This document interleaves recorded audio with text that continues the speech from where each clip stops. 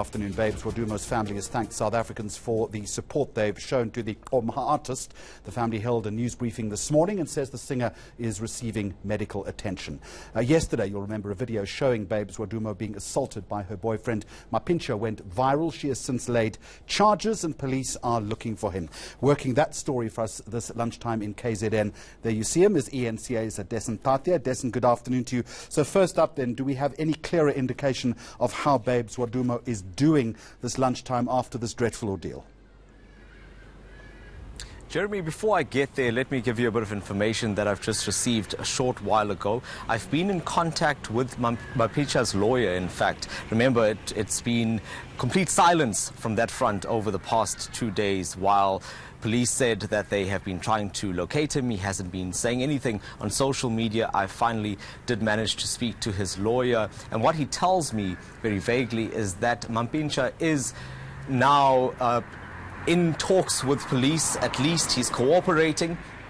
And as to whether that means he will hand himself over or if he's going to be arrested, we don't know just yet. But at this point, it does seem that there is some progress with that investigation on that front, because you'll remember that police were calling for him to come forward, or saying that if that wasn't the case, they would be out looking for him. And now coming back to the question about Babes Wodumo and her health, that was something that came up in that press briefing we saw earlier on. Her family saying that she couldn't be there because she had to receive medical attention. Initially, we were told that she was going to be present at that briefing, and then at the very last minute when it was held, we were told that she couldn't make it because of those reasons. The family didn't want to disclose anything further regarding her condition or exactly what she was being treated for. All right, Dasen, I want you to set up two bits of audio for us from that press briefing itself. And you'll tell us first up, it was the father that initially took to the podium. What did he say? Jeremy, that's right. When Mbongeni Simelane actually started speaking, he read from a very brief statement. It was just about 2 pages or so, initially thanking South Africans for their support. But I think he then explained about 2 or 3 paragraphs into that statement. He explained why they are now not saying too much about the case. And the reason for that, he said, is because there is now an investigation. And let's just take a listen firstly to what he said in that regard.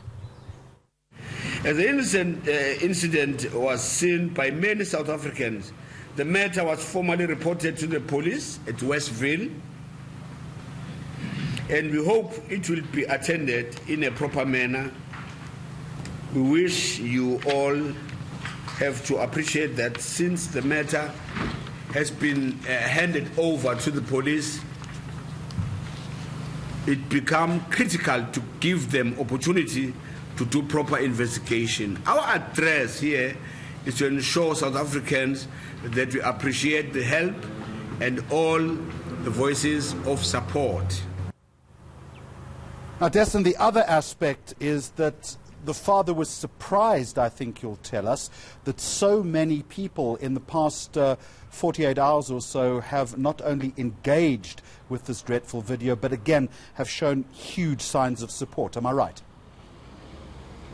That's right. In fact, that support was more than just the messages that we saw on social media. In fact, he says to us that her legal support as well as medical treatment was also provided for free. And that was something that came up after that video was released. But this press briefing was also about more than just Babes Wodumo. The family also took the opportunity to speak to other parents who may be going through similar types of situations where they have daughters or family members that may be victims of abuse. And I want you to listen to what he said in that regard.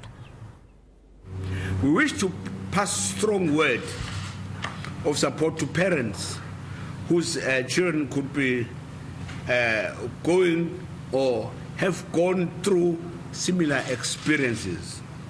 Please continue to support them without passing judgment on their characters.